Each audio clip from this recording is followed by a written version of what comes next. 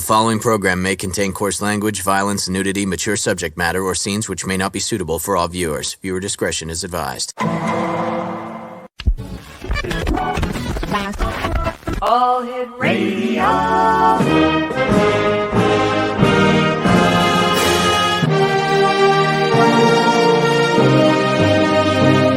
Welcome to the X Zone, a place where fact is fiction and fiction is reality.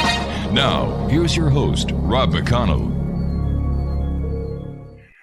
And welcome back to the X Zone. I am Rob McConnell, coming to you from our broadcast center and studios in St. Catharines, Ontario, Canada. If you would like to send me an email, xzone@xzoneradiotv.com, on all social media sites, Xzone Radio TV. And we're coming to you tonight on the Talkstar Radio Network, Mutual Broadcast Network, X Zone Broadcast Network, and on channel 32, or is it 34? I think it's 32 on Simul TV. We used to be channel 54. Now we've moved up the chain, so now we're channel 32. If you'd, like I said, if you'd like to send me an email, xzone@xzoneradiotv.com. Have you looked up in the sky lately? Yeah, there's birds, there's the sun. At night, there's the moon.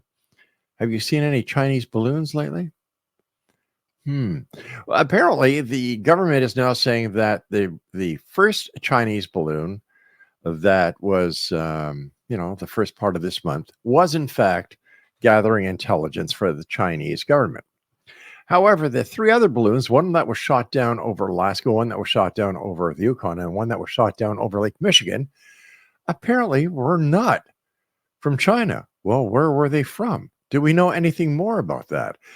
When it comes to things that are in the sky that are unknown, there's only one person that I know that knows more than any other person. He's an author. He's a former Army officer. He flew helicopter during the Vietnam War. And of course, I'm talking about my good friend, Kevin Randle. Hey, Kevin, how are you, buddy? I'm doing fine. How are you, Rob?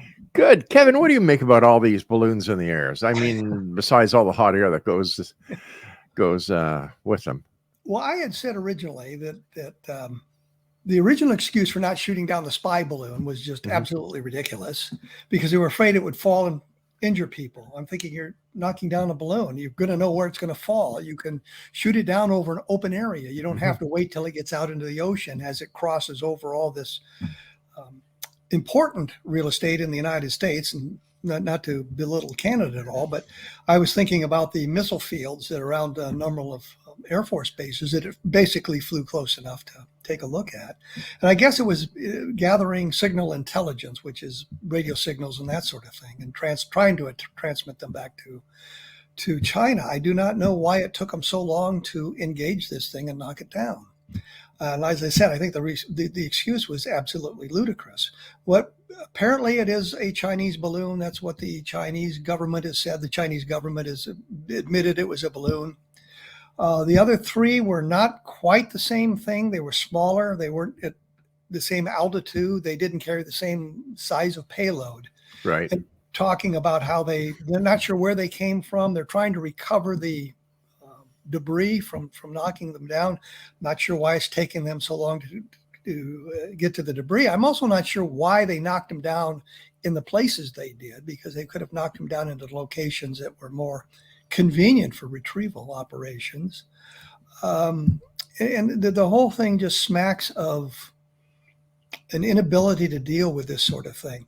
I wondered, getting into a conspiracy theory, I wondered if part of this labeling them as UFOs, unidentified flying objects, as opposed to UAPs, isn't a way of separating the UFO phenomena from the UAPs that they're talking about, in a way of convincing us that UFOs are just balloons and that sort of thing. And the UAPs are going to probably go the same way, where they have a terrestrial explanation. I was going to say rational, maybe terrestrial explanation for them, as opposed to an extraterrestrial.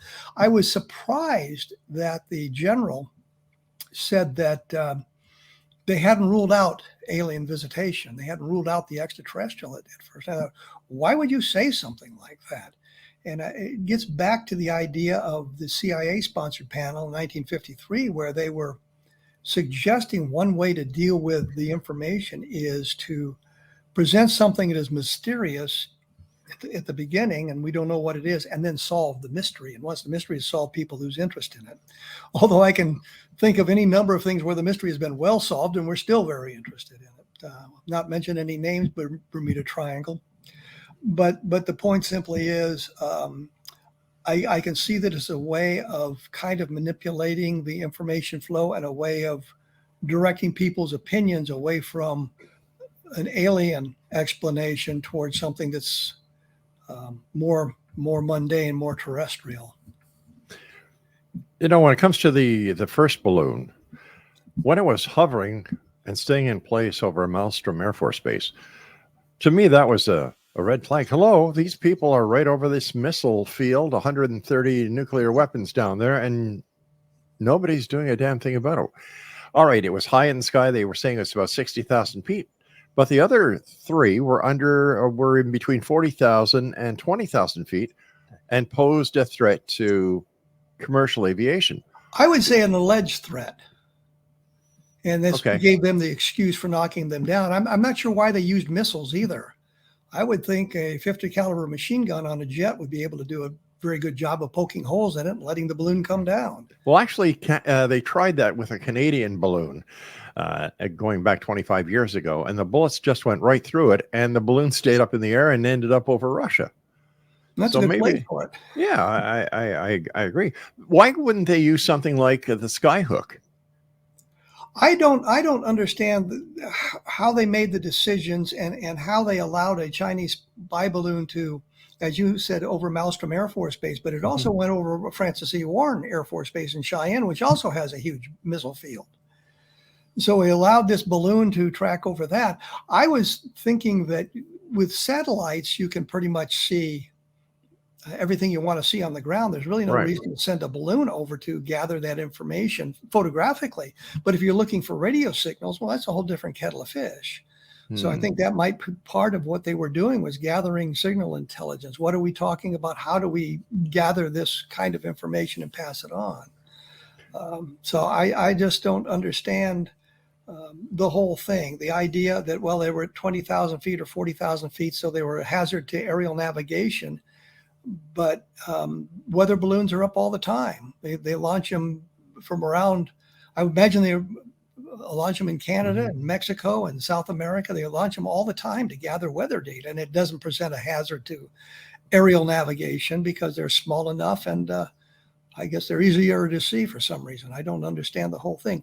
The other thing I wanted to say is the idea, when I was doing a lot of research into some UFO sightings that dealt with radar, what I learned was the military radars are set to discriminate.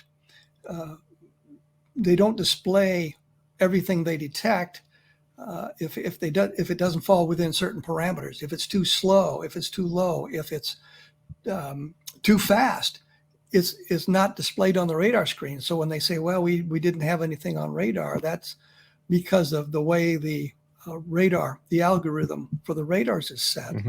But the other side of that coin is also that you can change those parameters. You've got the visual operations going on, and I just don't understand why it took them so long to detect it.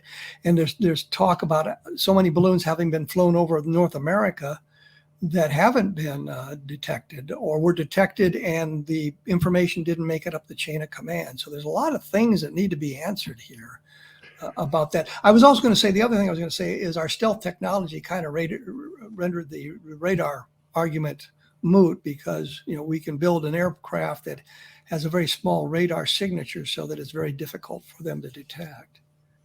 I understand that there were also records found that these balloons were also seen over America during the Trump administration, and nothing was done about it. Well, President Trump said that he knew nothing about it. And I think this was something that was dealt at a lower command level. It's just a balloon. Who cares? And I think that's part of it. But they went back and they were looking at some of the older data they had, and they determined, well, this must have been a balloon or one of these kind of balloons. And I also wondered about the command responsibility. How far down the chain does the ability to detect these things and to ignore them exist? They look at it and say, well, it's just a balloon. We don't have to worry about it.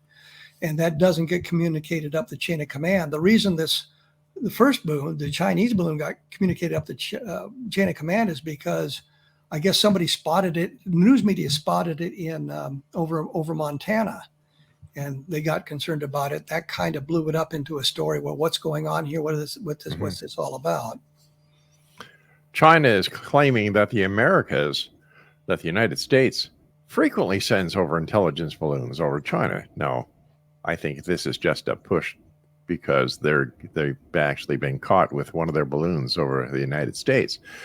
But why, with all the technology we have today, would balloons be so necessary? Well, that's another good question. I don't have an idea why they would have to do that, because I think the satellite technology that is available would be able to do that sort of thing. And of course, being much higher, would have a wider area that they could cover that way. I don't understand why they would be using a balloon to do this sort of thing, especially if it gets caught. I will also acknowledge, if the United States has sent balloons over China, who cares? I mean, it's everybody spies on everybody else. I imagine we're probably spying on Canada. So, that's all right. We're spying on you too. Yeah, well, there you go. I know that at one point in developing our intelligence apparatus, the attitude was that gentlemen do not read other gentlemen's mail. Ooh. It's an excuse for not engaging in intelligence work. But, that's kind of I suppose a nice way of looking at things. But you need to gather that intelligence because you have to be aware of what our competitors in the world are doing, or your competitors in the world are doing. And I think everybody's doing it. So that's no big deal. And the fact that the Chinese are now saying, well, they've sent balloons over China, probably, maybe, I don't know. But the point is, it never has come out until this point. And I know the Chinese are outraged that we knocked the balloon out of the sky. And I'm thinking, well, it was over the continental United States. What do you expect? It's fair game. As soon as it enters absolutely. American or Canadian airspace, what do you expect us to do? Say, whoa, look at that. I don't think so. Kevin, stand by. We've got to take our break. Exo Nation, Kevin Randle is our guest, www.kevinrandle.blogspot.com. We'll both be back shortly. Don't go away.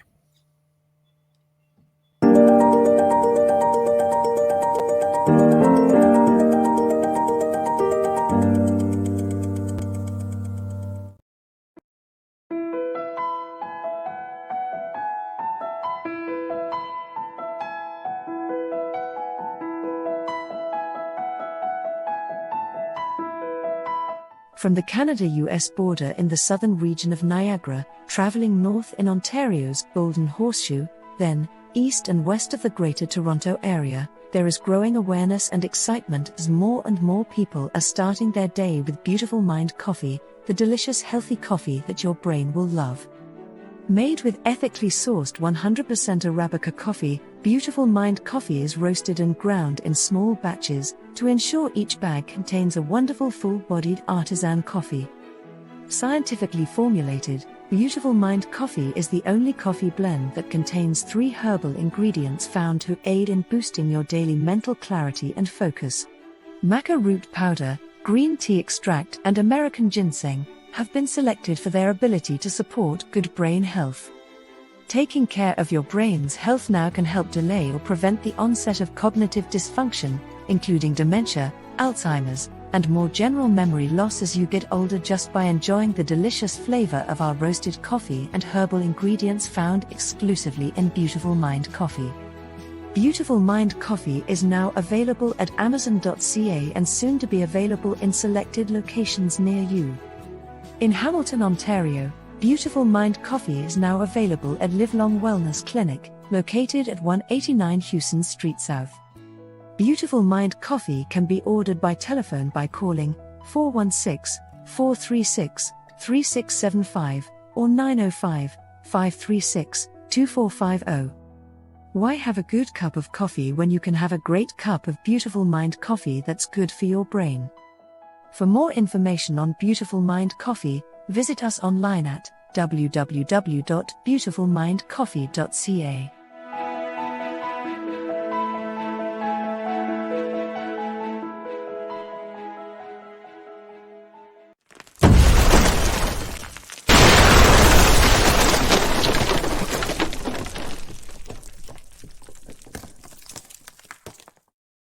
And Kevin Randall's my guest this hour, kevinrandall.blogspot.com. Kevin, what is this balloon mania doing as far as the UFO community is concerned? Well, obviously, we're watching it very carefully and then studying the reactions of the government to it. I look at it from that point of view, being in the UFO community. What does that mean to our research, and what it reveals to us in the way of the abilities of the government to gather data from various sources? And it suggests to me that we have an inability to gather certain data. And we also have an inability to get that data up the chain of command to an arena in which it'll be of some value. But as I said earlier, I think I look at it as a way of separating the UFO phenomenon from the UAP phenomenon. And so they can belittle the UFOs to get us not interested in that anymore. And then suddenly we have the UAPs, and that's all terrestrially based. And now we have no UFO mystery, no extraterrestrial component to it, without having to explain some of the sightings that are virtually inexplicable under today's technology, which is not to say sometime in the future we won't figure out exactly. Right. Well, I just wonder if we're not attempting to separate the two phenomenon from one another, and we can belittle the UFOs and deal with the UAPs. And once we solve that mystery of the UAPs, then the whole thing is solved. It's a way of dividing, I guess, our attention and eliminating what they see as a potential problem. In your opinion, is there a connection between what we've seen over the past couple of weeks and what the United States Navy came across with the Tic Tacs? That's what I'm thinking too, that some of this is going to be explainable by balloons and that sort of thing, sort of the surveillance of our military exercises and our military capabilities. And I wondered about that. And it seems that in some of the documentation released recently, and I mean in the last few days or a couple of weeks, that they've changed the attitude. Well, we had 144 events, and we were only able to solve one, but now it seems that they've solved a whole bunch more, and it comes down to drone surveillance and balloon surveillance and other terrestrial explanations. So they're kind of working that way around. And I'm wondering how it is that they didn't know that before. I mean, when one of the Navy videos came out that showed the pyramid-shaped object, right, paragraph-shaped object, a pyramid-shaped object, there was a guy who posted a video on YouTube, and he had hooked on his cell phone camera up to night vision goggles and pointed it at the sky and got the same kind of image, suggesting a technological glitch in the video of the pyramid-shaped object. In other words, there was a terrestrial explanation. It had nothing to do with an object in the sky. It had to do with some kind of electrical miscommunication, I guess is the best way to put it. And no one seemed to pay much attention to that. I think that they're saying that the initial films that were released, the initial videos that were released, are now explainable in the same kind of way, that there was some kind of technological glitch and the pilot wasn't seeing things outside the aircraft, but was seeing it on the heads-up display, which should be an electrical device, kind of like a TV. You know, you're seeing it on TV, and if you look outside, what you see outside is somewhat different. So I think they're moving in that direction. I don't know why it's taking them so long to get there. I guess suppose the other thing is, when it all first broke, the attitude was, we don't care. And Congress mandated, well, we want to know what's going on. And they said, well, we'll give you something in 180 days. We'll get something out in 6 months. And as the time came near, they hadn't done anything. And then they realized that there was an interest in this report that they had promised. And they threw the thing together, and we got that ludicrous 18-page report that was like a bad high school report, telling us absolutely nothing. And that's the way it's been all along. We get absolutely nothing from the government on what they're finding, even though they claim great transparency. They seem to be looking away from oh, I don't want to say the experts, but I mean, people like me in the field, the UFO field, that could give them a good historical perspective, which I think you kind of need if you're going to study this sort of thing. Not just come on to us, well, the UFO phenomena began in 2004 with the first of the videos taken or the first of the sightings reported. We need to look at the entire history of the UFO phenomena and see what's going on. When you, at least in my case, when it was working on my PhD dissertation, one of the first things you do is you do a literature research. You look at what's been published before. You design, well, I want to do an investigation of this aspect of a phenomenon or a scientific experiment in this arena, and you look to see what's gone on before. So you're not duplicating the effort. You're building on that. And if you find out it's been done before, then you modify your study, you modify where you're going to go. And it seems to me that the government is looking at it and says, we don't care what went on before, we're going to start all over again. It's kind of like I always said is Twining 2.0, Twining be the general who ordered the initial investigation to begin that began as Project Sign and eventually evolved into Project Blue Book. I mean, now we're at that point again. Well, we're gonna design a project to investigate this stuff, but we're not getting any information out. And when you look back into the 1947 when Twining proposed this and the beginning of Sign in 1948, it was the same thing. You got no information out, and that seems to be where we're going today. It's just another way of dividing our attention. And I don't know what spurred this. I was going to say, I don't know what spurred it, but I guess what spurred this was the release of those videos, and they were kind of caught with their hand in the cookie jar. It's a nicer way of putting it. Is it possible that those videos were released because they knew that sometime later down the road, we were going to be faced with the problem we're being faced now with those three that were shot down, that there is no connection to China so far or any other country so far, that they would have to come up with some excuse? I'm not sure that it was because they were looking to explain away balloons, but I'm thinking explaining away the UFO phenomena as a whole. I look back to the mid 1990s when there were a number of us investigating the Roswell case, and the Air Force's best move was to ignore us. And yet we forced them into a point of view where they decided they had to investigate and look and produce some kind of a document, which ultimately resulted in the Project Vogel explanation, which I cannot believe the news media now buys as the legitimate explanation, regardless of what the facts are behind that. But they successfully diverted attention away from the Roswell case and UFOs for a time being. And then it exploded back in 2017 with Leslie Kean's article in the New York Times. And this happens periodically. We get that sort of thing periodically. We can look at 1947, 1952, 1957, the late 60s, 67, 68, 73. These things come back. They're cyclic in nature. And then they're put on the spot to try to explain them. And that, I think, is what triggered what's going on today, plus the congressional interest. But then you have the congressmen and women quizzing the experts from the Pentagon. And they asked him about the Maelstrom case from 1967, where the one missile flight was shut down by some outside force. And one of the congressmen asked about that, and the two experts said, well, we don't know anything about that. One of them then admitted later on, well, yeah, I've heard of that. But the point simply is, here's something that was very important. It was a matter of national security. It doesn't matter what the source of the shutdown was, whether it was extraterrestrial or some kind of terrestrial mistake.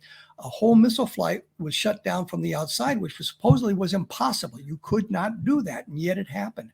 But is it up? Should the public know that certain things happen? Where does the line of national security fall into play, where it's none of the public's business? Well, I would say troop movements, for example. When you're engaged in a combat environment, what the plans are and that sort of thing. What are you developing in the way of new military aircraft? Those all are legitimate secrets, but things that affect all of us shouldn't be relegated to a handful of people, bureaucrats, who jobs transcend administrations.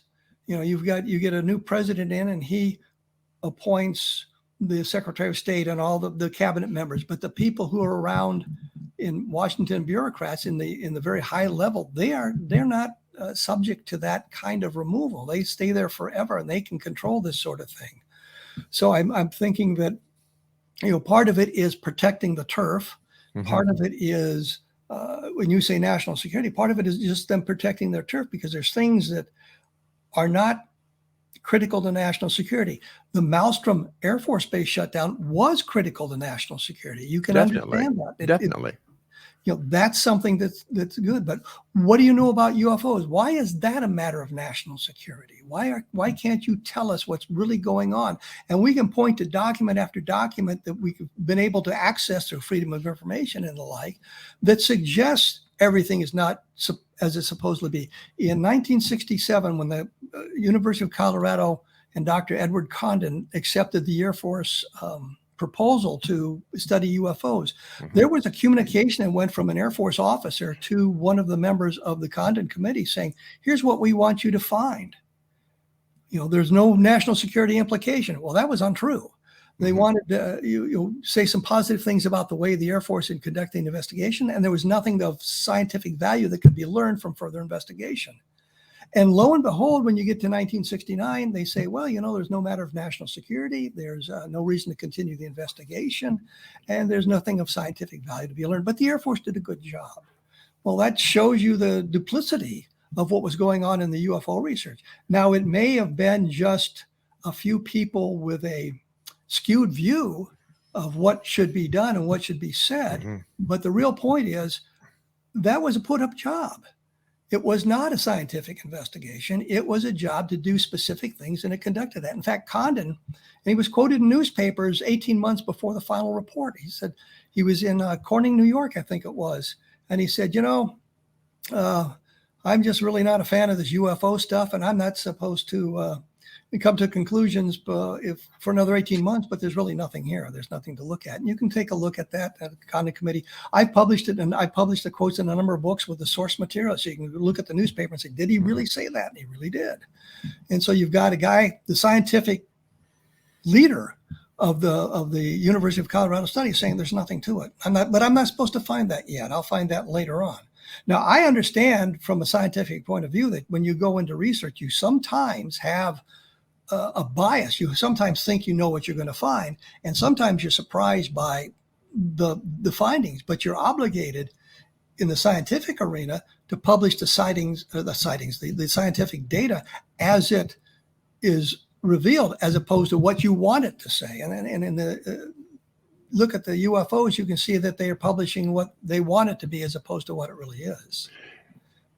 Are the sightings and the shooting down of these objects, is this going to hurt the UFO community? Because a lot of people are saying, oh, we knew they were nuts all the time. It's just balloons.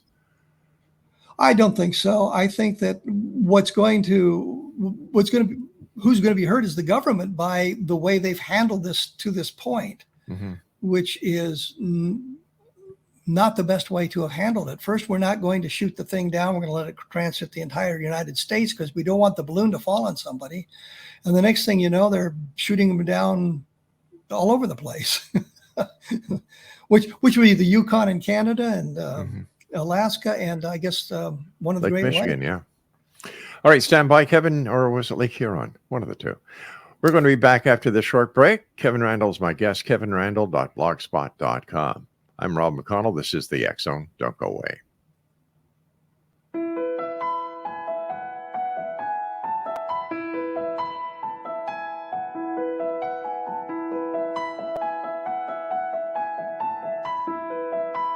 From the Canada-US border in the southern region of Niagara, traveling north in Ontario's Golden Horseshoe, then east and west of the Greater Toronto Area, there is growing awareness and excitement as more and more people are starting their day with Beautiful Mind coffee, the delicious healthy coffee that your brain will love. Made with ethically sourced 100% Arabica coffee, Beautiful Mind coffee is roasted and ground in small batches to ensure each bag contains a wonderful full-bodied artisan coffee. Scientifically formulated, Beautiful Mind coffee is the only coffee blend that contains 3 herbal ingredients found to aid in boosting your daily mental clarity and focus. Maca root powder, green tea extract, and American ginseng have been selected for their ability to support good brain health. Taking care of your brain's health now can help delay or prevent the onset of cognitive dysfunction, including dementia, Alzheimer's, and more general memory loss as you get older, just by enjoying the delicious flavor of our roasted coffee and herbal ingredients found exclusively in Beautiful Mind Coffee. Beautiful Mind Coffee is now available at Amazon.ca and soon to be available in selected locations near you. In Hamilton, Ontario, Beautiful Mind Coffee is now available at Livelong Wellness Clinic, located at 189 Hewson Street South. Beautiful Mind Coffee can be ordered by telephone by calling 416-436-3675 or 905-536-2450. Why have a good cup of coffee when you can have a great cup of Beautiful Mind Coffee that's good for your brain? For more information on Beautiful Mind Coffee, visit us online at www.beautifulmindcoffee.ca.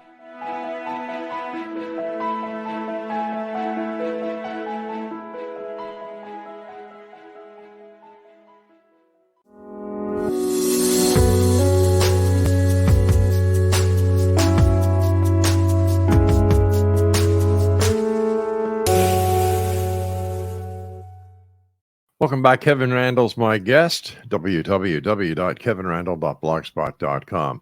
Kevin, there are those within the community that claim to be ufologists who are saying that what the United States government did, as well as the Canadian government, by shooting down these unknown targets, is putting us on the brink of an alien war. An alien war? Yeah, because there are many within the community, the ufology, who believe that these are still spacecraft, that they are in fact UFOs from another planet, another universe, another galaxy, another dimension, have your pick, and that by shooting them down, we are risking an interstellar war with these aliens. I think the greater risk is terrestrially based. By shooting down these sorts of things. I worry about somebody accidentally shooting down an airliner or something like that could trigger us getting into some kind of real hot war, as opposed to where we are today. Yeah. There seem to be any number of leaders in the world who are moving in that direction. And I think we all can figure out who they are based on the rhetoric that we've heard over the last couple of years. Yeah. I think that's the real concern, not that aliens have traveled through interstellar distances and now are investigating our society using balloons. I would think they would find a technology that was a little bit better than a balloon to investigate the Earth. I just can't believe that there's anything to that sort of thing, that we're looking toward an interstellar war. And of course, if there was an interstellar war, we'd probably lose, because all they have to do is stand out in space and throw rocks at us. It's an old scientific joke. The old scientific joke, you just push asteroids toward the Earth. You don't have to do anything else. Well, how are we going to counter that? We just had one hit the ground just the other day. There was the one in Russia that caused all that damage. Think about 100 of those or 1,000 of those just being thrown. And how do we respond to that without being able to get to them? We don't have the capability to get to them, especially if they're far enough and deep enough in space. So it's just a ludicrous whole proposition. And I think that the way we need to look at that from the UFO community's point of view is, look how they've handled this situation. What does it tell us about how they've handled similar situations in the past? Not meaning shooting down balloons, but the UFO phenomenon. How they handled it in the past, and it's somewhat similar to this, where they have no real clue as to what's going on in the beginning, and they're just throwing out explanations, they're throwing out information, and then suddenly everything gets very quiet and very silent, and we no longer have the transparency that we had. That was the way the UFO phenomenon evolved in the mid-1940s. Well, what happens if they do know what is going on? What happens if they do have the information and they believe that it's none of our business, that it should be maintained under national security, as not to let our enemies enemies know that we know? Is it possible that the UFO community is actually themselves causing more problems than they are causing any good by trying to force the information to be exposed to the public? I think at one point you've got to take a look at the consequences. Mhm. I don't see any national security implications in this balloon stuff. I see the national security implications in the hiding of the data. I am a believer that yes, there are secrets that have to be held, and there's attitudes that must be held, especially when you're engaging in combat operations to protect the lives of your soldiers. But once we're in a civilian world, we're talking about things that I don't see a national security implication. If there is one, then yes, they must hide that from us if there is a national security implication. But it seems to me in this case, what they're doing is just bungling the job and trying to hide behind the facade of national security. But I mean, look at the way they handled the Chinese balloon. It was just completely inept. And they have all kinds of excuses for it. I can't believe the reporter said, you're going to shoot down a balloon, you're afraid it's going to fall on somebody, so you're not going to shoot it down? What kind of logic is that? And then the next thing you know, they're shooting them down willy-nilly. Not worried about that sort of thing. Granted, they shot one down in Alaska, which is not heavily populated, and I suppose Yukon is not heavily populated. And they shot one down over a Great Lake, which, what are the odds you're going to injure anybody in those scenarios? Yeah. But I just cannot see that there is a national security component to this, especially the way they've handled it, and especially the way that it's already out there anyway. It's not like we've discovered they shot down the balloon. It was broadcast on the news. Once the balloon was sighted, it was news for days. Yeah. How close are we to what people like Stephen Bass are calling disclosure? I don't think we're very close at all. I think disclosure is more or less up to the aliens. and looking at it from the point of view of an intelligence officer, I know that what we had to do as an intelligence officer, if something was classified and somebody quizzed us on it, was deny knowledge of it. I was serving at Richards Gebaur Air Force Base in Kansas City as an intelligence officer and got a call from a reporter from the Kansas City Star, I think it was.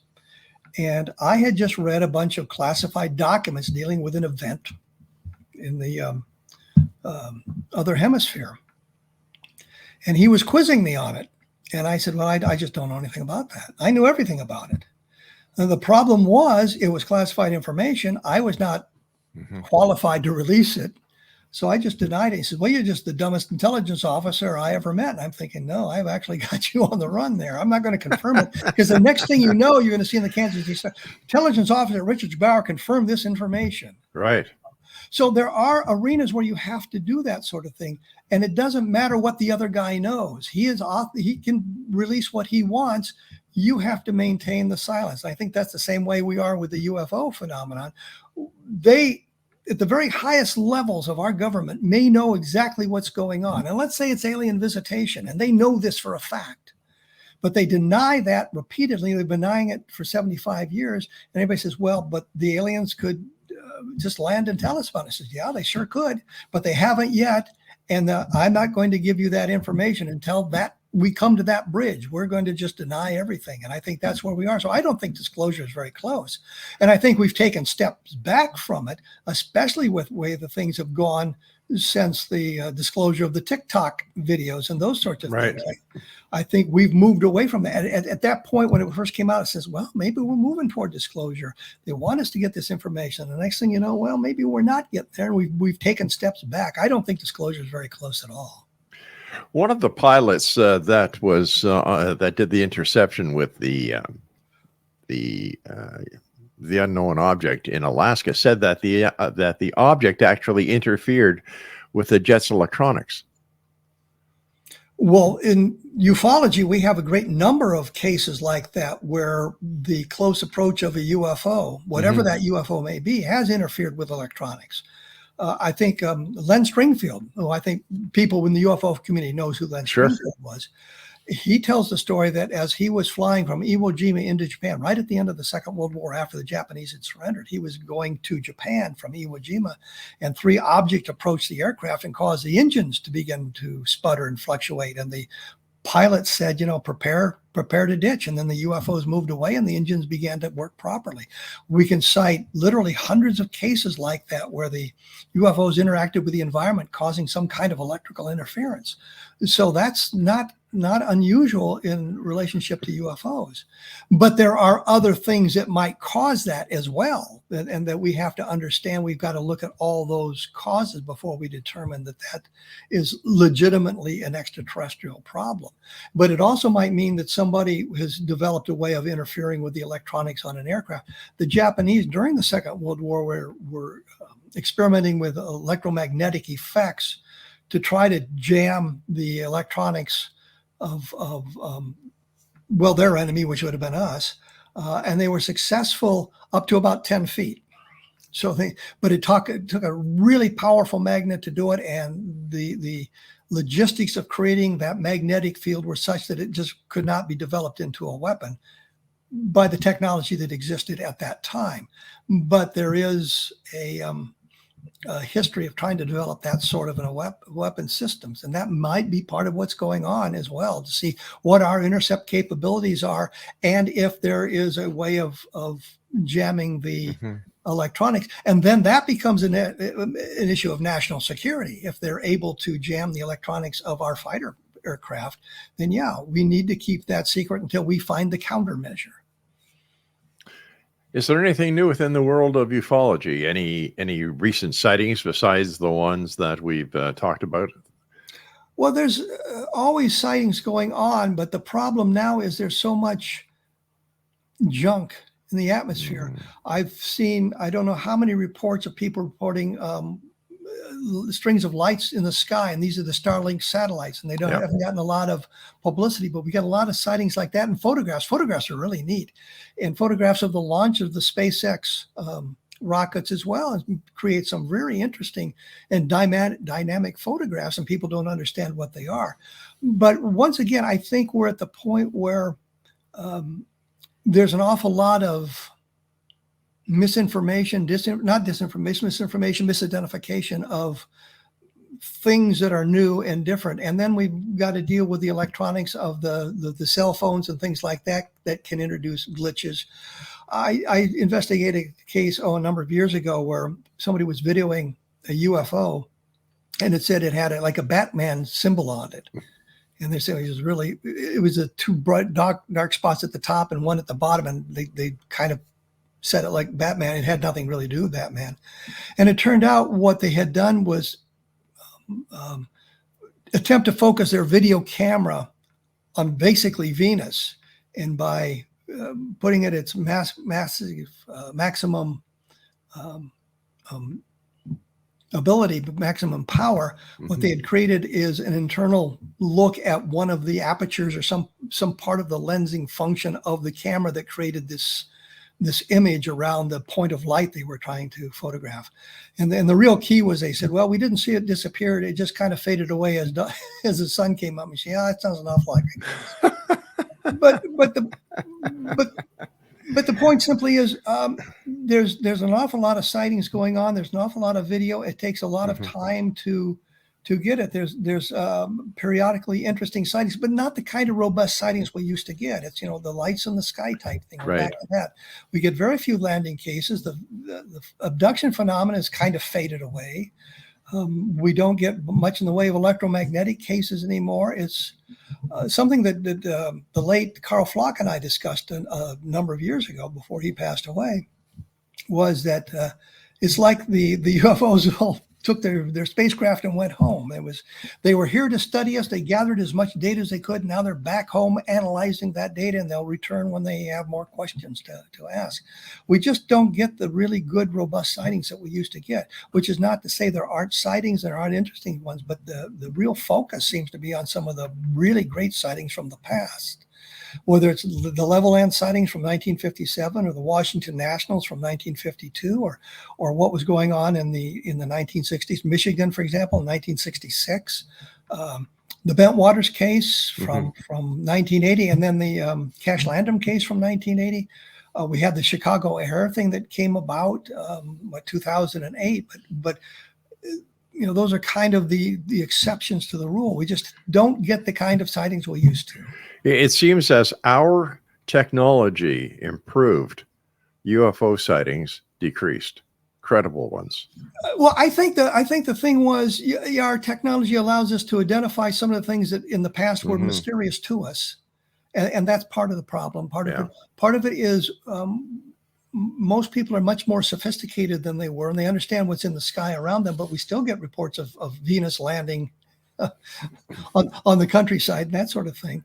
Yeah. But we have to look at cases with multiple chains of evidence, which means that, well, we just don't have a witness. We have a witness and maybe a photograph and a radar track and maybe landing traces. We have like multiple chains of evidence we can investigate and see if one of those chains gives us a clue as to what was seen. And I think the investigations by the civilian community have become somewhat more sophisticated as well. Yes, we still get a lot of self-styled investigators who really don't know what they're doing, but we have a lot of people who understand that you've got to kind of go down every path and call it where the evidence takes you. So you take a look at a lot of the sightings and say, well, like I said, well, it faded away as the sun came up. Yeah, that would be Venus probably, as Venus set and that sort of thing. So you have to look at all of those sorts of things. But are we any closer than we were 75 years ago to understanding or putting some reason behind the UFO phenomenon? We're moving in that direction, and I think part of it's in the sophistication of the investigations. But we haven't had to deal with the government interference. And we can see that in the Air Force regulations, for example. If you have a UFO sighting in which you know the solution, then the local Air Force base was authorized to release that information. If they had no solution, then they had to direct their inquiries to the Office of Information, Secretary of Air Force Office of Information. So they kind of kept that hidden. As I go back through some of the case files with Project Blue Book, there's some 12,000 cases. And of those, they say, well, there was only 703 or 702 that we weren't able to solve. But some of the solutions simply do not work. I did a quick survey, and 4,000 of the cases are labeled as insufficient data for a scientific analysis. Well, that's not a solution. No. That's a dodge.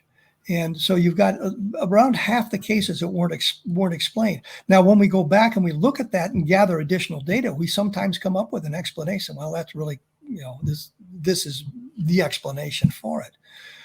But we have to take a look at all of that sort of thing. And the other problem is you were fighting the government, whose stated mission in any number of documents you read in the Project Blue Book files was to deny everything and explain everything regardless of it.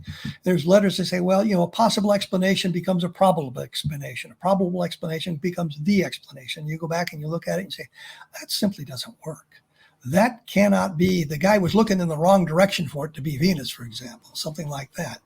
So it's a problem with dealing with the government interference with the investigations and their desire to keep the information under wraps, the incompetence of both the professional Air Force investigators and the UFO investigators not understanding what they're looking at and what they're trying to do, having two completely different missions, the Air Force to explain and the UFO investigator to come up with a sighting that is inexplicable in terrestrial terms.